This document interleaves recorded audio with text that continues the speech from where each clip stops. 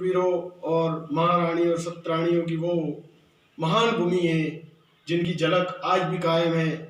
और हम उस इतिहास के अंतर्गत स्वर्णिम इतिहास को दर्ज करने जा रहे हैं। माउंट आबू की वो महान नगरी 33 करोड़ देवी देवताओं के आसनों से सुसज्जित देव नगरी देवताओं के आसन से सुसज्जित है। और उस इतिहास को जैसे जैसे हम आगे बढ़ा रहे थे, आबू के पार्ट्स नंबर रसिया बालम कुंवारी कन्या के इतिहास को आपके समक्ष उजागर करते हुए आपको उन्हीं महादेवी के दर्शन करवा रहे हैं जो महादेवी सदियों वर्षों पहले कहते हैं कि सती के रूप के अंतर्गत। महाराज जी थोड़ा आप दर्शन करवाने दीजिए माता जी के। यही वो माँ जगदम्बा है जो कहते हैं कि मनुष्य से पत्थर रूप में तब्दील होके भी अपना रूप प्रजा के सामने कहते हैं दर्शन दे रही है। इनका नाम है सिद्धेश्वरी माता। ये देवी स्वयं कहते हैं कि कुंवारी रही थी, जीवन में इन्होंने शादी करने की इच्छा जाहिर की थी। शादी की उन्हीं से हो गए जो कहते हैं कि इनके मन पसंद, इनका कहते हैं कि प्रेमी रूप थे वो रसिया बालम कारीगर थे। रसिया बालम के साथ में इनकी माँ शादी नहीं करवाना चाहती थी, इसलिए इनकी शादी इन्होंने बोला कि मैं नहीं करूंगी। तो कुंवारी रही, जिद पकड़ ली, 12 वर्ष शादी नहीं हुई और उसके हिसाब से इस मंदिर का नाम है कुंवारी कन्या रसिया बालम। चलो भक्तों आइए आपको उस कहते हैं कि उस लेख से भी अवगत कराते हैं जो प्राचीन लेख इस मंदिर का यहाँ पे कहते हैं कि पूरा पत्थरों पे दर्ज है, खुदा हुआ है। तो ये लेख भी देख लीजिए आप। और आगे इतिहास के रूप में आपको उस धरोहर से भी कहते हैं कि आपको दिखा रहे हैं इतिहास में ऐसी ऐसी धरोहर सजी हुई है। ये शादी की चवरी है। इस शादी के स्वयंवर में कहते हैं कि अखंड राजा महाराजा ने अपनी पूरी हाजिरी पेश की थी कि हम अंगुली के नाखून से आबू पे नक्की जैसी महान झील को खोद के यहाँ पर शादी स्वयंवर में हिस्सा लेंगे, परंतु कोई राजा महाराजा ऐसा नहीं जो एक अंगुली के नाखून से नक्की जैसी महान झील को सुसज्जित करे। और ये वो तोरण के पेड़ है, देखो हमारा कैमरा उन्हीं तोरण के कहते हैं कि द्वार की ओर है। ये देखो दोनों पेड़ कितने बड़े हो गए, 5 फीट से ज्यादा ये पेड़ बढ़ता नहीं है। भगवान के सत की अमर निशानियां, छोटे छोटे रुकड़े रोपे गए थे, परंतु कहते हैं 5 फीट से ज्यादा तो क्या आज 50 फीट की ऊंचाई पे चले गए हैं। ये वो महान तरोवर है, इनके बीच में गैप है, ये मिलते ही धरती पे प्रलय का रूप छा जाएगा। और उन महान तपस्वियों के दर्शन करवाते हैं। कहते हैं कि ये रसिया बालम है। इन्हीं रसिया बालम में माँ अर्बुदा देवी के आंचल में अनन्य भक्ति की, और भक्ति के फलस्वरूप ऐसा कहते हैं कि उनका दीपक जगह ज्ञान रूपी, और ज्ञान की रूपी दीपक के बल पर उन्होंने देलवाड़ा जैसी महान धरोहर को सुसज्जित किया 1031 ईस्वी में।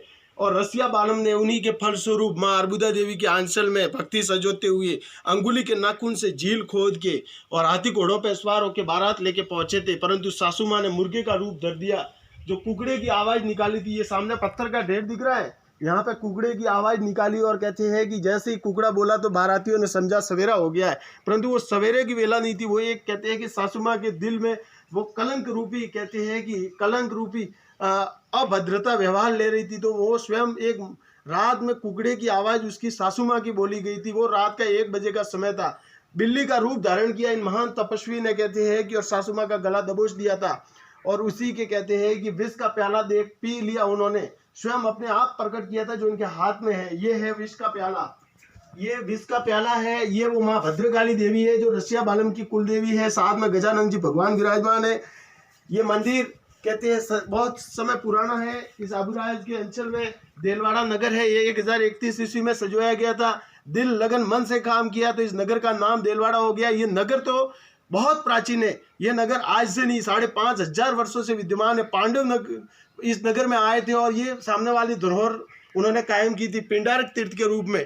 बाद में यहाँ राजा रजवाड़े आते हैं। राजा रजवाड़ों के अंतर्गत सोहन सिंह परमार जो ये महादेवी है, उनके पिताश्री का नाम था, उनके पूर्वज थे जगदेव परमार। इनकी माताजी का नाम है सिद्धेश्वरी माता।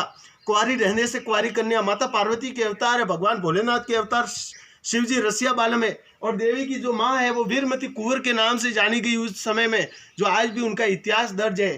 तो कहते हैं कि जो भी भक्त लोग यहाँ आस्था लेके आते हैं, जो कहते हैं नई नई शादियाँ करके आते हैं, तो देवी को 16 श्रृंगार भेंट करते हैं। तो हम उस 16 श्रृंगार के भी आपको दर्शन करवाते हैं कि इनको क्या क्या चढ़ता है और क्या नहीं चढ़ता है। तो इन्हें मीठी प्रसाद तो चढ़ती नहीं है, क्योंकि इन्हें जो कहते हैं कि उस समय मन में जो कहते हैं गहरे भाव थे प्रेम के प्रति, तो इनको ये सुहाग अर्पण किया जाता है, देवी को समर्पित किया जाता है। जो नवविवाहित देवी दंपति आती है वो सुहाग भेंट करती है। पुजारी जी, आपको हम निवेदन करते हैं कि ये माता जी का नाम पहले से क्या इतिहास दर्ज है और आप कितने वर्षों से पूजा कर रहे हो यहाँ पे? 20 साल से पूजा करते हैं। 20 साल से पूजा करते हैं। हाँ। देवी का कोई ऐसा चमत्कार? ऐसा चमत्कार तो है कि ये सुहाग चढ़ता है। हाँ, और देवी ने भक्तों का क्या भला किया है? भक्तों ने बहुत भला किया है। जो अच्छा, ये किन की कुल देवी है? ये परमारों की कुल देवी है। अच्छा, परमार वंश की कुल देवी है। हाँ। देवी का सदा आशीर्वाद आपके ऊपर छाया रहता है। भक्तों की तादाद आती है यहाँ पे, कोई भी मानता करते हैं तो वो पूर्ण हो जाती है। भक्त लोग नित्य दर्शन करने के लिए आते हैं। अधिकांश भक्त कौन से समय में आते हैं? ये श्रावण भाद्रवा है। अच्छा। और वैशाखी पूनम है। अच्छा। और ये अकातीज का। पुजारी जी, आपको मिलके हमें बहुत अच्छा लगा और आपका जो व्यवहार है वो हमें सराहनीय रहा।